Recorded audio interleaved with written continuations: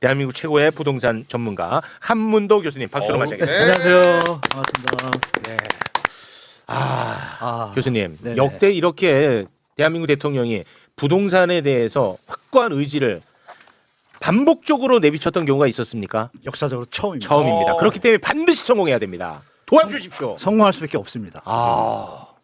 이미 키워드를 대통령께서 다 던졌고 어제 국무회의 기억나실 거예요. 네. 윤호중 행안부 장관님하고 대화 중에 네. 보신 분 계실지 모르겠는데 이 시행령 정치 우리가 얘기 많이 들었잖아요. 그렇습니다. 부동산도 시행령 갖고 이렇게 정부가 바뀔 장난을 때마다 많이 했더라고. 네, 제가 장난이라고 그러기 좀 뭐하지만 제가 합니다. 그런 얘기는. 것들을 많이 해왔습니다 실제로. 예. 그래서 그 유주택자 뭐 전세대출부터 해서 이런 하나하나의 디테일이 많거든요 부동산이. 그러니까 요게 무슨 말이냐면 예를 들어 법으로 다주택자 규제 법을 만들어. 네. 그러면 시행령으로 다주택에 대한 개념을 만들어내. 그러니까 예를 든 겁니다. 예, 그러면 예. 다주택자는 한 사람이 650채 갖는 것부터 다주택자 이렇게. 그러면은 법안이 무력화되는 거야. 이렇게 해왔다라는 거야. 아 정확하십니다. 예. 약간 과장되긴 했지만 과장, 그래, 설명이 그런 빠르지. 편법으로 계속 역대 정부가 해왔습니다. 그렇습니다. 해왔고 특히 뭐 아시겠지만 어느 당이 집권했을 때는 그쪽에 좀 특화돼 있잖아요. 네. 디테일이 뛰어납니다. 그래서 그렇습니다. 그것들을 이 신념과 철학을 가진 이재명 대통령 같은 분께서 집값은 안정돼야 된다라는 큰 틀은 잡아도 네. 디테일에서 또 역공을 당할 장난칠 수 있어. 네네. 그렇지. 그래서 그거를 근데 어제 국무회의에서 그 부분이 언급이 됐다는 것은 저도 평소에 그 얘기를 많이 드렸거든요. 그거. 그래서 이제 저는 이제 확신을 얻었죠. 됐구나. 어. 시행령에 있는 내용들 지금 말씀하신 다주택자 있잖아요. 네. 그 소득세법 89조 보면은 1세대 1주택에 대한 조항이 있어요. 네. 근데 그 지금 말씀처럼 1세대 1주택에 대한 정의를 또 시행령에다 따로 정한다라고 해놔요. 그 들어가 보면 뭐 일시적 2주택에서 재건축을 할 때 집을 사면 집이 두 개잖아요. 근데 이걸 이름을 대체취득 아주 용어도 잘 만들어 이런 아주 수들이 많아요. 근데 이런 것들을 이미 제가 볼 때는 대통령도 어느 정도 감지하신 것 같고 네. 그런 대화들이 오고 가신 걸 봤을 때 요건 됐다. 제가 볼 때는 이제 법제화시키는 네. 형태로 가는 방향을 이미 던진 거예요. 그래서 시장에서 이미 받아들이고 있습니다. 교수님 자산가들이. 요즘 새로운 트렌드가 있던데 그 왜 가족 회사를 만들어 갖고 네, 법인. 네, 히트 가족법이 쳤었죠. 네. 이 자산가들 입장에서 그걸로 많이 했죠. 네, 자기 가족들이 그냥 자기 이름으로 취득한 다주택에 걸리니까 회사를 만들어서 법인 소유인 것처럼 해가지고 하는 수법이 또 그것도 유행이더라고요. 네. 시행령 비슷하게 해서 약간 틈새를 또 만든 거예요. 틈새를 만드는 거야. 그걸 계속 만들기 때문에 이게 그냥 대충 뭐 이렇게 공급 규제만으로 끝나는 게 아니라 그렇습니다. 법 조항에 있는 하나하나의 그 틈새 있지 않습니까? 네. 아니면 다 새나갑니다. 그렇습니다. 그거를 이번에는 대통령이 이미 인지하신 거예요. 이거는 이게 이거는- 중요합니다. 아니 그렇죠. 어차피 네, 네. 예를 들어서 대통령이 지금 강한 의지를 표명했고 가는 거야. 근데 예를 들어서 저런 꼼수로 바꿔버리면 이게 무력화된다고. 그렇죠. 그걸 알고 있다라는 것을 확인했기 때문에 굉장히 중요하게 보셨다는 네, 겁니다. 맞습니다. 자, 그러면 지금부터 하나하나 한번 좀 따져보도록 하겠습니다. 이재명 대통령이 부동산 안정에 대한 확고한 의지를 매일같이 반복적으로 표명하고 있는데 그러다 보니까 수구 기득권들이 지금 난리를 치고 있습니다. 먼저 언론부터 한번 보고 가겠습니다. 언론의 민낯. 언론 얘네들 진짜 웃긴다. 얘네들이 지금 언론이 세상에서 가장 불쌍하게 생각하는 사람들이 다주택자예요. 다주택자 때문에 언론들이 잠을 못 자. 아유 우리 눈물을 다주택자들 어떻게 안쓰러운 다주택자. 지금 웃을 일이 아닙니다. 자, 실제로 언론이 다주택자를 어떻게 걱정하는지 소개 좀 해주시죠. 중앙일보가 2월 2일자에 보도한 내용입니다. 네. 제목이 집 팔고 싶어도 못 파는 다주택자 세입자 내보내는데 3천만 원 들어 이런 제목의 기사인데 거기에 기사를 보면 신길동 60대 다주택자가 등장을 하거든요. 뭐라고 얘기를 하느냐. 세입자 내보내는데 3천만 원을 부담했다. 한 채 몇 억 하는 빌라를 팔아도 손에 쥐는 게 없다. 다주택자도 다주택자 나름이지 모두 투기꾼 취급하면 되느냐. 이렇게 하소연을 하고요. 또 공인중개사가 등장을 하는데 이 공인중개사는 네. 3천만 원을 부담한 다주택 집주인의 경우에 자녀 세입 기간이 남은 세입자를 먼저 내보내기 위해 이사 등 3천만 원을 부담했다는 집주인이 있었다. 얼마나 힘드냐 뭐 이런 취지의 하소연을. 우리 무주택자들은 너무 부럽습니다. 이거야. 그렇죠. 다주택자 이렇게 고생한다. 이런 거를 엄청나게 언론에서 얘기하는데 내가 이거 분명히 얘기했죠. 2022년 5월부터 다주택자들은 좀 과세를 많이 매기자라고 했는데 그거를 매년 유예해 왔다고. 미룬 거죠, 왜냐? 팔 수 있는 기회를 좀 줘야 되지 않겠냐고 얘네들이 하도 난리 치니까 4년을 줬다. 시간을 4년을 그동안에 안 팔아놓고 왜 이제 와서 난리야. 이건 말이 안 되는 얘기야. 네. 여기에 대해서 이재명 대통령이 SNS에 글을 하나 올렸습니다. 자, 아주 긴 글인데요. 부동산 투기로 불로소득 얻겠다는 수십만 다주택자의 눈물이 안타까우신 분들께 묻습니다. 이들로 인한 높은 주거 비용 때문에 결혼 출산을 포기하는 수백만 청년들의 피눈물은 안 보이십니까? 이전에도 실패했으니 이번에도 실패할 것으로 기대하고 선동하시는 분들께 알려드립니다. 먼저 이전에는 부동산이 유일한 투자 수단이었지만 이제는 대체 투자 수단이 생겼습니다. 객관적 상황이 과거와 완전히 다릅니다. 다음으로 국민이 변했습니다. 국민 의식 조사에 따르면 과거에는 투자 수단으로 부동산이 압도적이었지만 이제 2위로 내려앉았습니다. 마지막으로 국민이 선출한 권력이 달라졌습니다. 공약 이행률 평균 95%. 저는 당선이 절박한 후보 시절에 한 약속조차도 반드시 지키려고 노력했습니다. 이제 대한민국 최종 권한을 가진 대통령으로서 빈말을 할 이유가 없습니다. 그 엄중한 내란조차 극복하고 새롭게 출발하는 위대한 대한민국인데 이 명백한 부조리 부동산 투기 하나 못 잡겠습니까? 이재명은 합니다. 대한민국은 합니다. 좋아! 박수 박수. 와, 진짜 사람 미치게 만듭니다. 네. 자, 그러자 정치인들이 이제 선동하려고 나서겠죠. 네. 여기에 빠질 수 없는 사람이 누구겠습니까? 바로 저는 시끄러 세입자입니다. 임마 이준석이겠죠. 이준석 빠질 수 없습니다. 뭐라고 선동하는지 함께 보시죠. 민주당 의원들과 이재명 정부의 관계자들에게 단도직입적으로 묻겠습니다. 5월 9일 전까지 집 파실 겁니까? 대통령실과 내각 고위직 중에도 다주택자와 고가 부동산 보유자가 적지 않은 것으로 알려져 있습니다. 설계자가 따르지 않는 규제를 국민이 왜 따르겠습니까? 자, 이게 가장 멍청한 공격입니다. 이것과 관련해서 제가 길게 얘기하지 않겠습니다. 이재명 대통령이 깔끔하게 정리를 했거든요. 함께 보시죠. 지금 뭐 일부에서 정부에 관계된 사람들 중에 다주택 있는데 니그부터 먼저 팔아라고 시켜야 되는 거 아니냐 이렇게 얘기하는데 저는 이것도 문제가 있다고 생각합니다. 제가 예를 들면 누구한테 이거 팔아라고 시켜서 팔면 그거는 그 정책이 효과가 없다는 뜻이에요. 제발 팔지 말고 좀 버텨줘 라고 해도 팔게 상황을 만들어야죠. 그 시켜서 억지로 파는 거 의미 없어요. 파는 게 이익이다. 지금 다주택을 해소하는 게 경제적으로 이익이다라고 합리적 판단이 가능하게 제도를 만들어야죠. 정확합니다. 정확합니다. 그럼에도 불구하고 자꾸 다주택자를 악마화하지 말라고 또 선동하는 자들이 있는데요. 몇 명만 소개해 주시죠. 자, 윤희숙 전 국힘의원인데요. 전월세 시장의 기반인 다주택자를 악마화하는 대통령의 시각은 매우 위험하다라고 얘기를 했고 천하람 개혁신당 원내대표도 다주택자를 악마화하는 것은 시장의 현실과 너무 동떨어진 일이다. 이게 진짜 말도 안 돼. 아니 세금을 악마만 내냐고. 아니 이게 말이 안 되는 얘기야. 아니 그러니까 많이 갖고 있으면 세금 내라는 거야. 근데 세금 내면서도 보유하고 싶다? 보유하면 돼. 그렇죠. 무슨 악마가 어디 있어?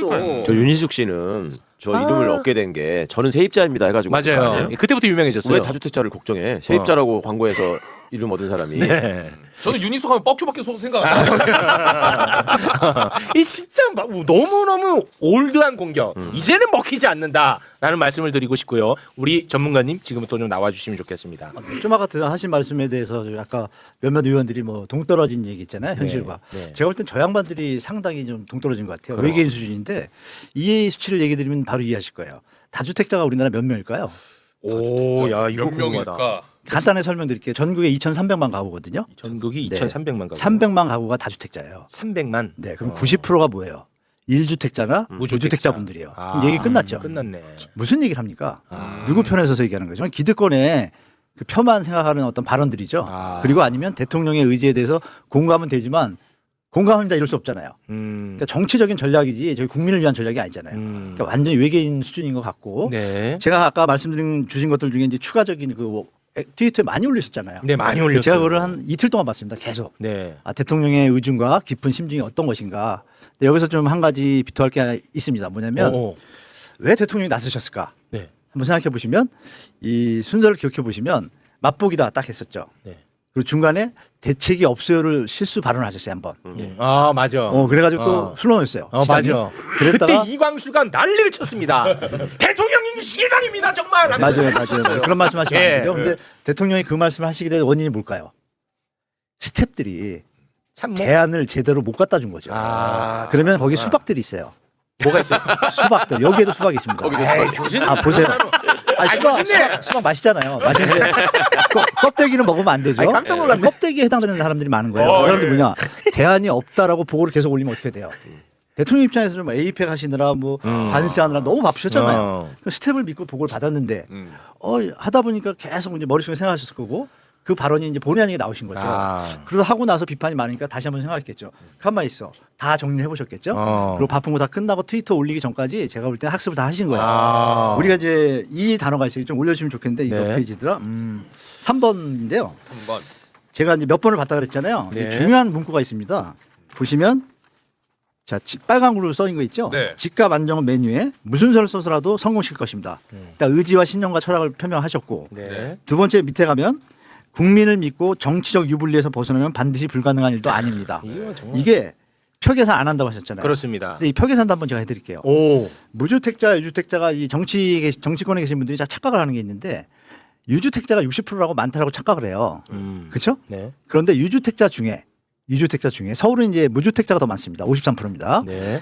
유주택자 중에 다주택자 말고 1세대 1주택자 중에 자녀가 둘이거나 하나인 분이 계시잖아요. 네. 셋인 경우도 있잖아요. 그러면 이분들은 집값이 오르는 걸 원치 않아요.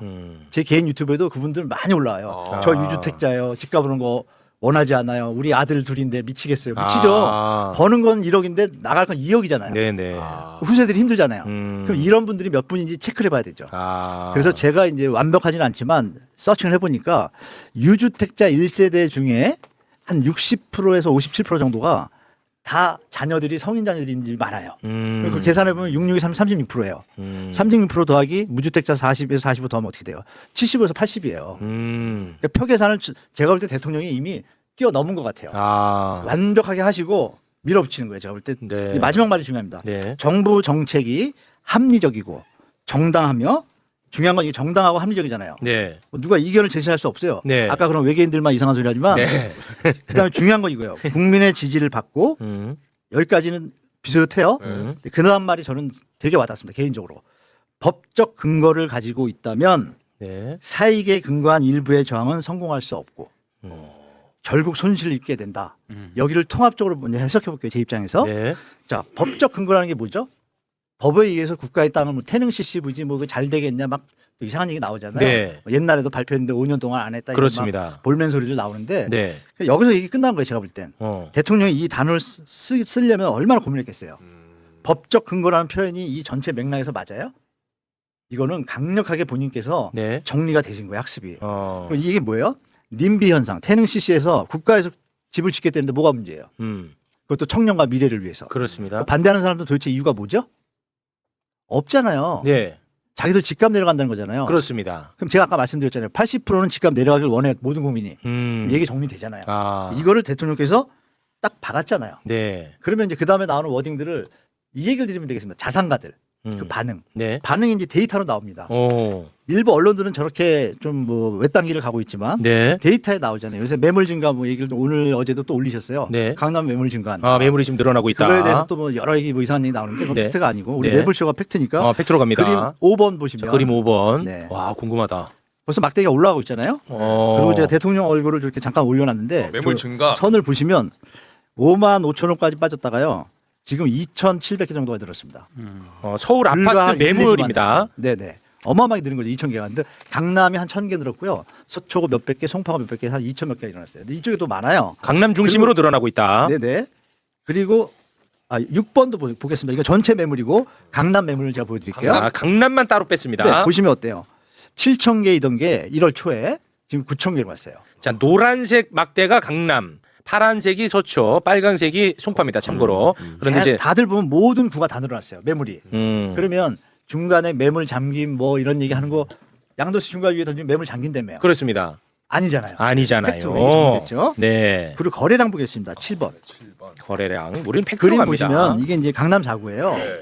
4구인데 1월 달부터 작년 1월부터 오세훈 시장이 그 생뚱맞게 그 토지 거래하고 하면서 폭발했잖아요. 거래량이. 보시면 1, 2, 3월에. 그러고 나서 쭉 그림을 내리면 점점점 내려오죠. 예. 내려오는데 최근엔 더 내려갔죠. 거래량이. 그래서 보면은 강남이 775건 찍었어요. 3월 달에. 그런데 지금 100건대입니다. 그럼 거의 6분의 1, 7분의 1 토막 났죠. 모든 강남사가 똑같습니다. 그러면 아니, 거래량이 급감하는 거는 이건 나쁜 거 아니에요? 좋은 현상이죠. 왜요? 물건은 늘어나는데 거래량이 준다?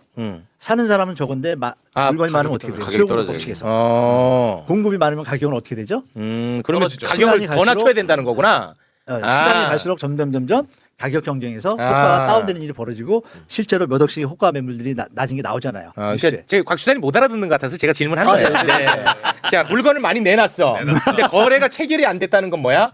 가격을 더 내리라는 거야. 그렇죠. 더 내리면은 그때 사겠다는 거야. 무슨 말? 얘가 나한테 익숙하더라고. 뭔 말이야? 이러더라고요. 그래서 여쭤본 겁니다. 아, 네. 그리고 이제 9번 우리 저 매불쇼를 지방 분들도 많이 보시잖아요. 네. 9번, 10번도 한번 보겠습니다. 9번부터 보여주세요. 9번, 10번. 자, 9번 그림 보시면 요새 뭐 수도권의 풍선 효과 일부 언론들이 막 얘기하지만 결론이 어떤가요? 그냥 이 그래프를 보시면 네. 쭉 내려오고 있잖아요. 요새 네. 이제 조금 올랐다가 다시 내려가고 있잖아요. 네. 끄다리에 매연월 한 건데요. 부산도 보겠습니다. 10번. 부산. 자, 전체적인 추세선이 우리 영끌 시절인 2020년 초에 피크 쳤잖아요. 와. 아까 그림도 비슷하고 지금은 어때요? 언론에서는 계속적으로 이런 분위기를 올려가지고 포모 현상을 일으키려고 애를 쓰고 있는 건 보이고 네. 실제로 상황은 어때요? 국민들이 이미 시장 상황을 파악한 거예요. 아. 일부 30, 40 세대들이 생애 지표 LTV를 70% 풀어줬어요. 네. 그래서 이것도 좀 아이러니한 거예요. 다 40으로 하면 생애 최초도 가계부채를 줄이려면 한 60이나 50으로 줄여줘야죠. 그러면 가격은 다운되거든요. 100%. 네. 70% 하니까 어. 무리하게 들어가는 분들이 계세요. 요즘. 아. 그래서 요즘 그 중저가 주택 서울에 네. 이게 조금 올라오는 겁니다. 왜? 아. 이미 강남집 가면 너무 비싸고 마약은 네. 너무 비싸니까 다운이 하는 거예요. 다운 사이징. 전체 현상이 뭐예요? 수요가 점점 줄고 있다는 증거들이 모든 정부에서 나타나잖아요. 아. 그럼 우리가 이제 예측이 가능하잖아요. 대통령이 뭐라 그랬어요?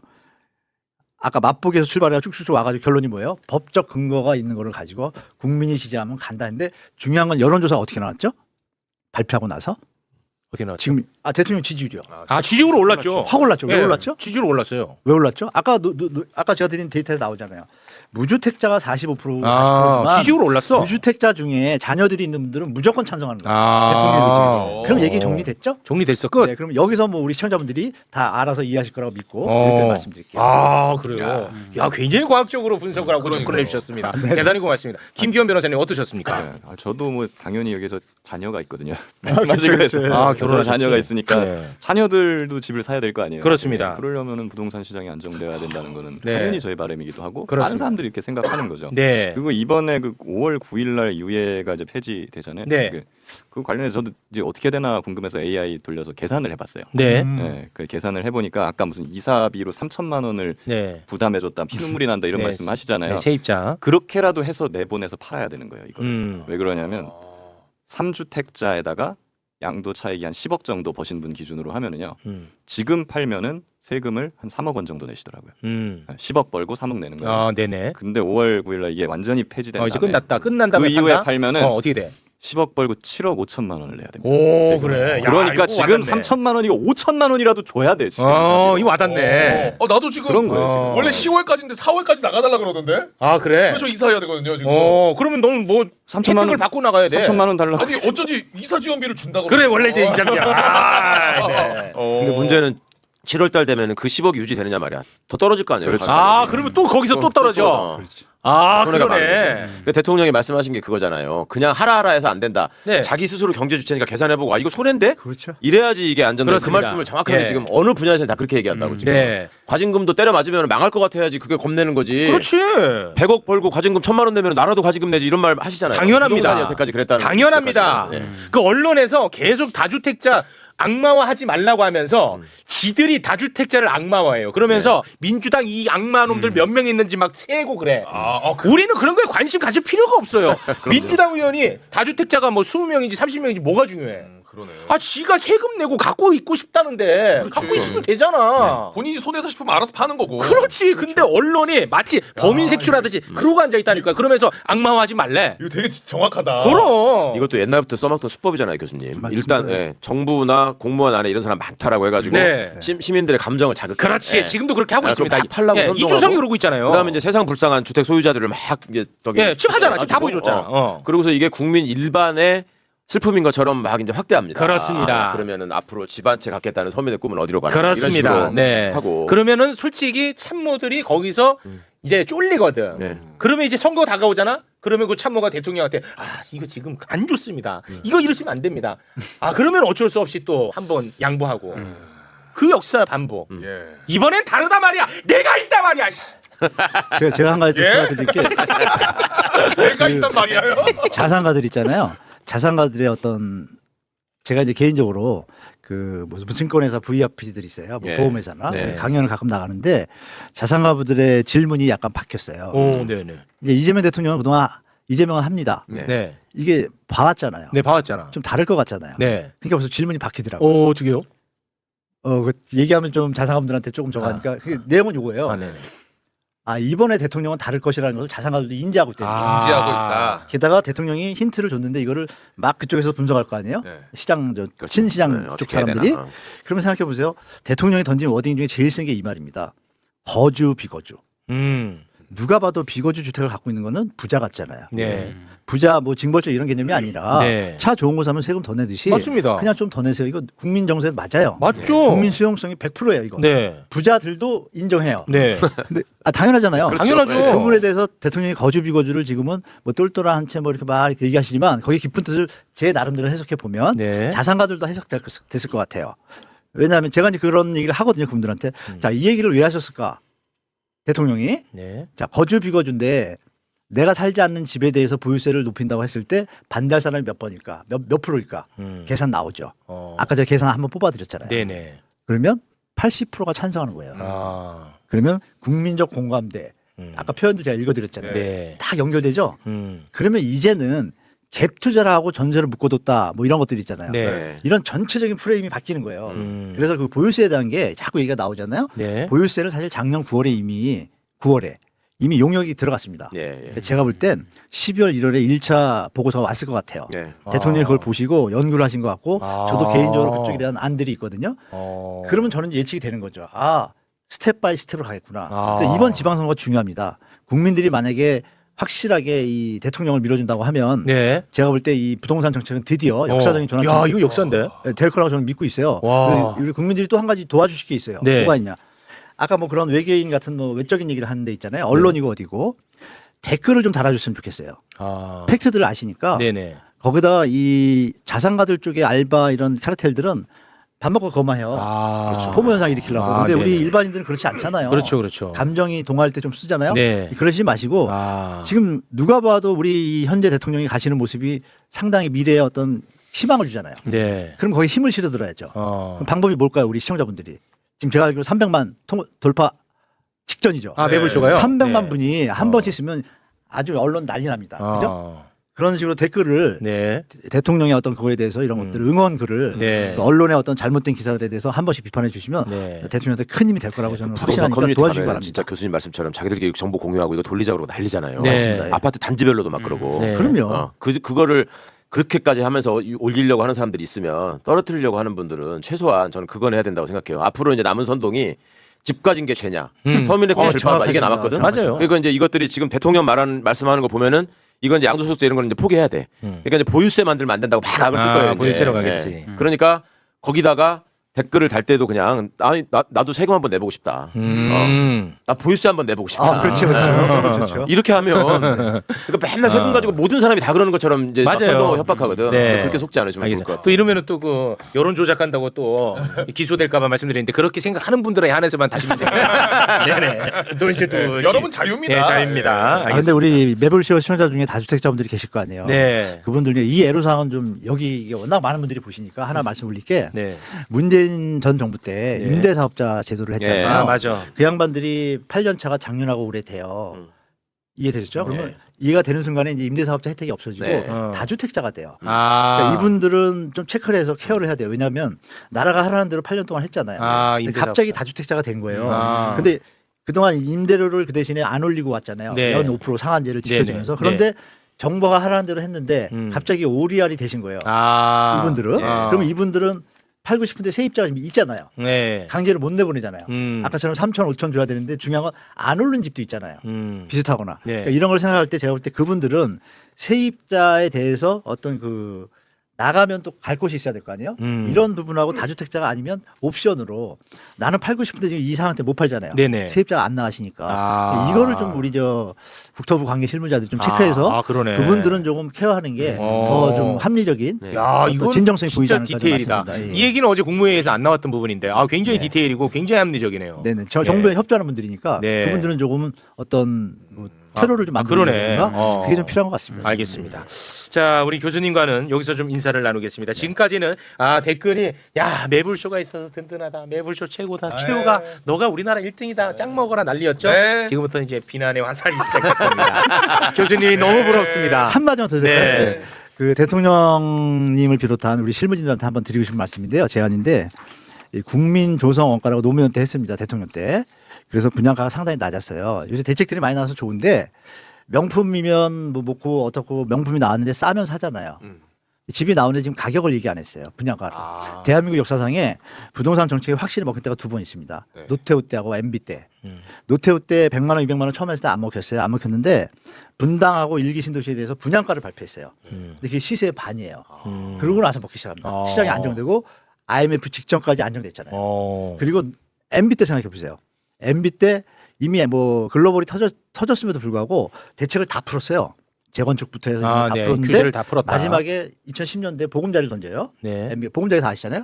보금자리 주택을 강남이 그 당시에 2,500에서 3,000만 원 할 때 평당. 네. 그런데 그때 아주 언론에 공시적으로 합니다. 보금자리 주택 강남에 몇만 원을 1,200에서 1,300에 분양한다라고 박습니다. 거의 반값이네요. 반값을 딱 던지니까 토지 임대료는 800만 원. 어. 그러니까 강남에 제가 살고 있고 강남을 진입을 원하는 수요자들이 많잖아요. 네. 그분들 입장에서 어때요? 자기가 바보가 아닌다면 네. 지금 왜 10억짜리 집을 사요? 5억의 나라에서 분양한다는데 네. 물론 내가 당첨될 확률이 있을지 없을지는 좀 희박하더라도 기회가 있잖아요. 네네네. 그게 심리, 심리지. 시장 심리잖아요. 네. 이 두 가지가 딱 들어가니까 다 성공했어요. 요번에 네. 이 부분만 정부에서 좀 헤아려서 네. 분양가에 대해서 심도 있게 연구하시면 답 나오죠. 저는 해봤거든요. 이걸 좀 던져줬으면 뭐 서리풀지구 아시죠? 2만 세대. 그거 반값 이하입니다. 제가 계산해 보니까 이런 거를 강력하게 정부에서 국면만 바라보고 던지신다면 제가 볼 때 시장은 완전히 잡히고 마지막으로 전세 대출 이거 줄여 나가면 무조건 부동산 시장은 제가 볼 때 잡힐 100% 수밖에 안정된다. 없다. 네. 그래서 그거를 두 가지만 하셔도 된다. 네. 뭐 이렇게 좀 마지막으로 말씀드리겠습니다. 알겠습니다. 마지막에 그 디테일한 대안에 대해서는 다음에 다시 한번 시간을 내가지고 예, 예. 깊이 있게 좀 다루면 좋을 것 같다는 생각입니다. 한문도 교수님 대단히 고맙습니다. 고맙습니다.